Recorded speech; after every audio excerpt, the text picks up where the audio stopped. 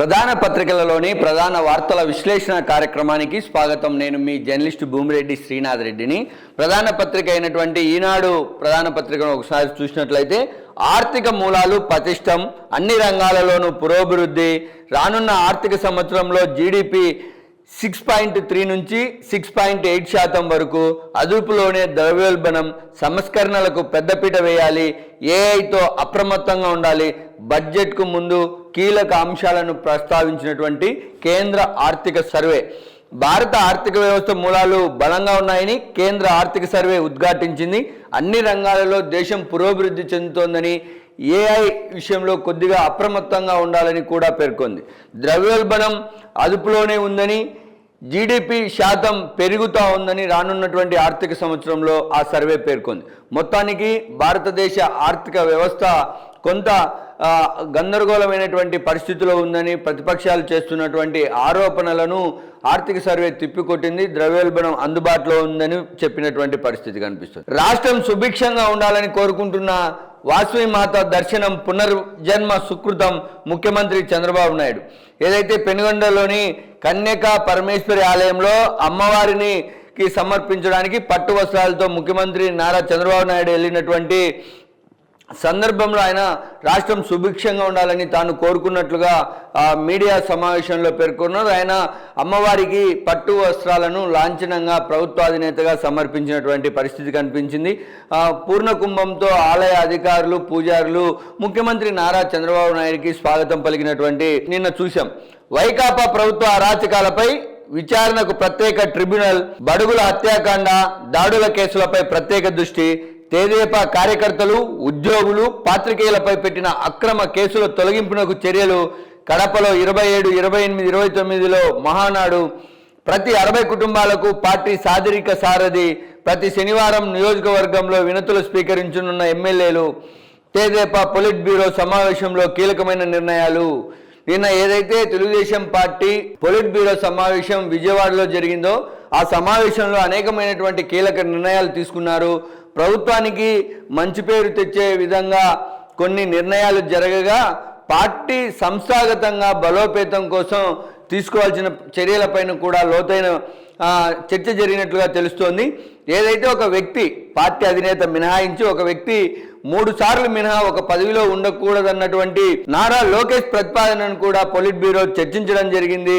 దీనిపైన విస్తృతంగా కూడా చర్చ జరిగినట్లు తెలుస్తోంది. మహానాడును ఏదైతే వైఎస్ఆర్ కాంగ్రెస్ పార్టీ అధినేత అయినటువంటి జగన్మోహన్ రెడ్డి సొంత జిల్లా కడపలో నిర్వహించాలని తీర్మానం చేశారు. మే 27, 28, 29 తేదీలలో కడపలో మహానాడు జరగబోతోంది.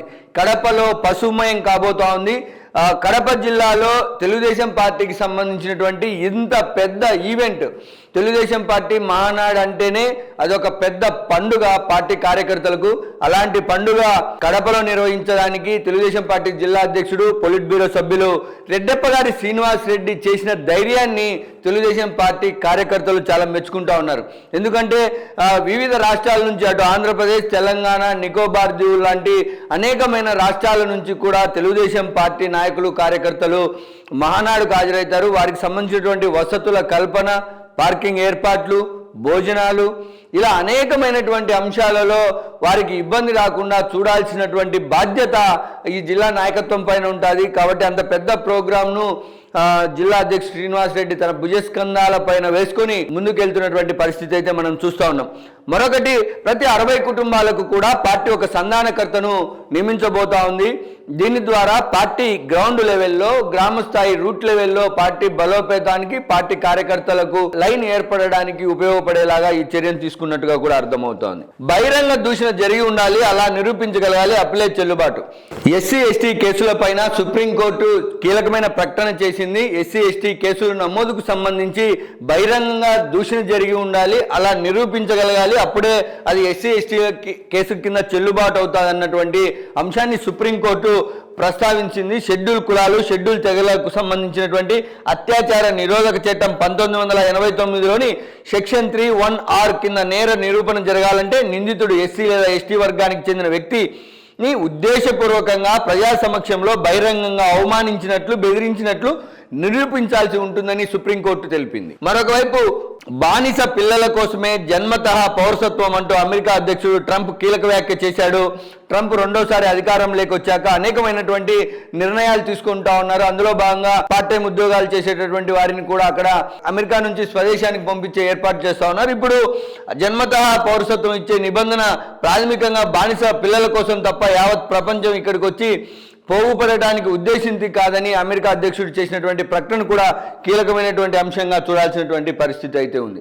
ఇక సాక్షి విషయానికి వస్తే ఐటీ కటాక్షించేనా 25-26 కేంద్ర బడ్జెట్ నేడే పార్లమెంటులో ప్రవేశపెట్టనున్న ఆర్థిక మంత్రి నిర్మలా సీతారామన్ పేద మధ్యతరగతికి లక్ష్మీ కటాక్షం అంటూ బడ్జెట్ కి ముందే ప్రధాని నరేంద్ర మోదీ వ్యాఖ్యలు. మోదీ మూడోసారి గెలిచాక తొలిసారి పూర్తి బడ్జెట్ ఇది.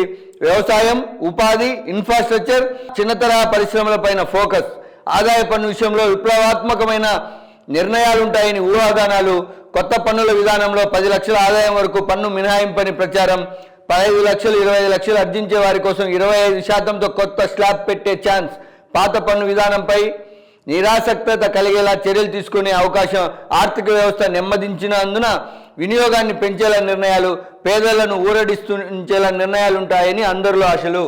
నిర్మలమ్మ ప్రవేశపెట్టనున్నటువంటి కేంద్ర బడ్జెట్ పైన అందరి చూపు ఉంది.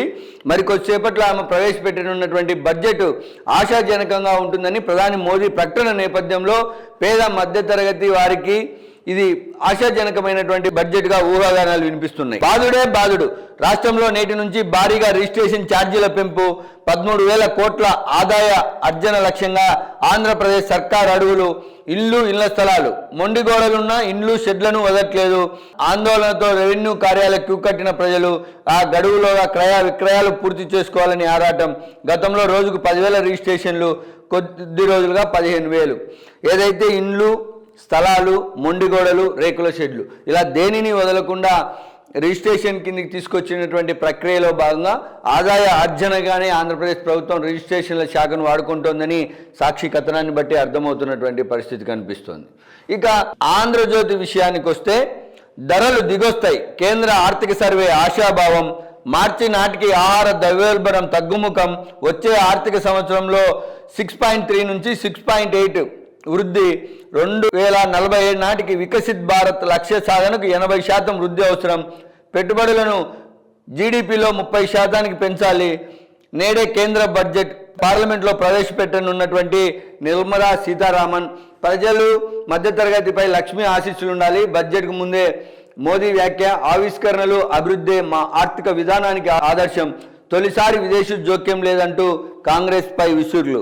మొత్తానికి నిర్మలమ్మ ప్రవేశపెట్టనున్నటువంటి ఈ బడ్జెట్ పేద మధ్యతరగతి వారికి అనుకూలంగా ఉండబోతా ఉందని, ఏదైతే వికసిత భారత్ లక్ష్యంతో మోదీ సర్కార్ పనిచేస్తోందో దానికి అనుకూలమైనటువంటి బడ్జెట్కు తొలి అడుగులు పడబోతున్నాయని కూడా ఆశాజనకంగా ఆ పార్టీ నుంచి లేదా ఆర్థిక సర్వే సూచనలను బట్టి మనకు అర్థమవుతున్నటువంటి పరిస్థితి అయితే కనిపిస్తున్నటువంటి పరిస్థితి ఉంది. కేంద్ర బడ్జెట్లో మన వాటా ఎంత, ఏ శాఖకి ఎన్ని నిధులు వస్తాయి, నేటి మధ్యాహ్నం కల్లా వివరాలు ఇవ్వాలి. ప్రభుత్వ విభాగాలకు రాష్ట్ర ఆర్థిక శాఖ నిర్దేశం. కేంద్రం కేటాయింపులపై కసరత్తు, పూర్వోదయ ప్రయోజనాలపై ఆశ. ఏదైతే కేంద్ర బడ్జెట్లో ఆంధ్రప్రదేశ్కు సంబంధించినటువంటి బడ్జెట్ రూపకల్పనలపైన ఏపీ అధికారులు అప్పుడే ప్రణాళిక రూపొందిస్తున్నారు. వేటికి ఆర్థిక నిధులు వచ్చే అవకాశం ఉందో నివేదిక ఇవ్వాలని కూడా కోరుతా ఉన్నారు. ముచ్చటగా 3, తల్లికి వందనం, అన్నదాత సుఖీభవ, మహిళలకు ఉచిత బస్సు అమలు. సూపర్ 6 పై చంద్రబాబు కీలక నిర్ణయం. రాజకీయ వేధింపు హత్యలపై ప్రత్యేక ట్రిబ్యునల్. టీచర్లు, ఉద్యోగులు, పాత్రికేయులపై అక్రమ కేసులు తొలగింపు. ఏదైతే వైఎస్ఆర్ కాంగ్రెస్ పార్టీ హయాంలో ఉద్యోగులపైన, తెలుగుదేశం పార్టీ కార్యకర్తలపైన ప్రజాస్వామ్యంలో 4వ విభాగంగా పేరొందినటువంటి పాత్రికేయ బృందాలపైన పెట్టినటువంటి అక్రమ కేసుల తొలగింపునకు నిన్న ముఖ్యమంత్రి ప్రకటన చాలా పాత్రికేయ వర్గాల నుంచి చాలా సంతోషకరమైనటువంటి అంశం. ఎందుకంటే పాత్రికేయం అంటేనే ప్రతిపక్షం. అలాంటి ప్రతిపక్ష హోదాలో వార్తలు రాసేటటువంటి జర్నలిస్టుల పైన పెట్టినటువంటి కేసులను ట్రిబ్యునల్ దృష్టికి తీసుకొచ్చి వాటిని తొలగించే ప్రక్రియ చేయడాన్ని జర్నలిస్టు సంఘాలు హర్షిస్తూ ఉన్నటువంటి పరిస్థితి అయితే కనిపిస్తుంది. మరొకవైపు సూపర్ 6లో భాగమైనటువంటి తల్లికి వందనం, అన్నదాత సుఖీభవ, మహిళలకు ఉచిత బస్సు అమలు జూన్ లోపు అమలు చేయడానికి కూడా ప్రభుత్వం సిద్ధంగా ఉన్నట్లుగా కూడా చెప్తా ఉన్నారు. ఈ 3 అమలు అయితే కూటమి ప్రభుత్వానికి ప్రజలలో మరింత సానుకూల వాతావరణం పెరిగే అవకాశం అయితే ఉండబోతా ఉంది. మంగళగిరిలో మినీ దుబాయ్, త్వరలో దేశంలోనే అతిపెద్ద గోల్డ్ హబ్, ముంబైకి ధీటుగా ఏర్పాటుకు సన్నాహాలు, 60 ఎకరాల్లో జేమ్స్ జ్యువెలరీ పార్క్, 12,000 మంది స్వర్ణకారులకు ఉపాధి, లోకేష్ సొంత ఖర్చులతో గోల్డ్ స్మిత్ ఫౌండేషన్, స్వర్ణకారులకు డిజైన్పై శిక్షణ, అంతర్జాతీయ ప్రమాణాలతో ఆభరణాల తయారీ. ఏదైతే బంగారానికి సంబంధించినటువంటి ముంబై కేంద్రంగా జరుగుతున్నటువంటి భారతదేశంలో వ్యాపారానికి ధీటుగా ఆంధ్రప్రదేశ్ రాష్ట్రంలో ఐటీ మంత్రి నారా లోకేష్ ప్రాతినిధ్యం వహిస్తున్నటువంటి మంగళగిరిలో ఒక మినీ దుబాయ్ని తలపించే విధంగా జ్యువెలరీ అండ్ జేమ్స్ పార్క్ రాబోతా ఉంది. దీనికి సంబంధించి సొంత నిధులతో ట్రైనింగ్ కేంద్రాన్ని నారా లోకేష్ ప్రారంభించబోతున్నారు. దీని ద్వారా దాదాపు 12,000 మందికి ప్రత్యక్షంగా పరోక్షంగా ఉపాధి కలిగే అవకాశం ఉందని కూడా పత్రిక కథనాన్ని బట్టి అర్థమవుతున్నటువంటి పరిస్థితి అయితే కనిపిస్తోంది. కేజ్రీవాల్ పై మరొక క్రిమినల్ కేసు, అన్ని అవకాశాలు పరిశీలిస్తున్న ఈసీ, 3 ఏళ్లు జైలు లేదా జరిమానా విధించేటటువంటి అవకాశము. ఏదైతే పవిత్రమైనటువంటి నదిలో భారతీయ జనతా పార్టీ విషయం కలిపిందన్నటువంటి వ్యాఖ్యల పట్ల ఈసీ సీరియస్ అయింది. ఢిల్లీ ఎన్నికలు 4 రోజుల్లో ఉండగానే కేజ్రీవాల్ పై క్రిమినల్ కేసు నమోదు చేయడానికి కూడా ప్రయత్నం చేసేటటువంటి పరిస్థితి కనిపిస్తోంది. కోడ్ ముయ్యగానే డిఎస్సి ప్రకటన, మార్చిలో నియామక ప్రక్రియ ఆరంభం, లోకేష్ జూన్ కల్లా పోస్టులు భర్తీ చేస్తాం, టీచర్ బదిలీలలో పారదర్శకత ప్రదర్శిస్తాం, భాగస్వాములందరితో చర్చించిన తర్వాతే నిర్ణయం, జగన్ హయాంలో 3,000 కోట్ల ఫీజు బకాయిలు, మేమొచ్చాక తొలి విడతగా 8 కోట్లు ఇచ్చాం, వాట్సాప్ పాలనపై ప్రజల్లో స్పందన బేస్, చిన్నపాటి సమస్యలున్న వారం రోజుల్లో 161 సేవలను అందుబాటులోకి తెస్తాం. ఏదైతే వాట్సాప్ ద్వారా 161 సేవలను ప్రారంభించినటువంటి ప్రభుత్వం, దానిపైన ప్రజల నుంచి స్పందన సానుకూలంగా ఉందని, చిన్న సాంకేతిక కారణాలతో ఏర్పడినటువంటి సమస్యలను త్వరలోనే అధిగమిస్తూ పోతా ఉన్నామని నారా లోకేష్ చెప్పారు. డిఎస్సి ప్రకటన కూడా, నోటిఫికేషన్ కూడా, ఏదైతే ఎన్నికల కోడ్ రాష్ట్రంలో ఉందో, గుంటూరుకు సంబంధించి ఈస్ట్ వెస్ట్కు సంబంధించి శాసన మండలి, గ్రాడ్యుయేట్, ఎమ్మెల్సీ ఎన్నికలు జరగబోతా ఉన్నాయి. దానికి సంబంధించినటువంటి కోడ్ అయిపోయిన తర్వాత నోటిఫికేషన్ రావడం, నియామక ప్రక్రియ ప్రారంభించడం, జూన్ కల్లా పోస్టులు భర్తీ చేయడంతో పాటు ఉపాధ్యాయ బదిలీలలో చాలా పారదర్శకంగా ఉంటామని లోకేష్ చెప్తా ఉన్నారు.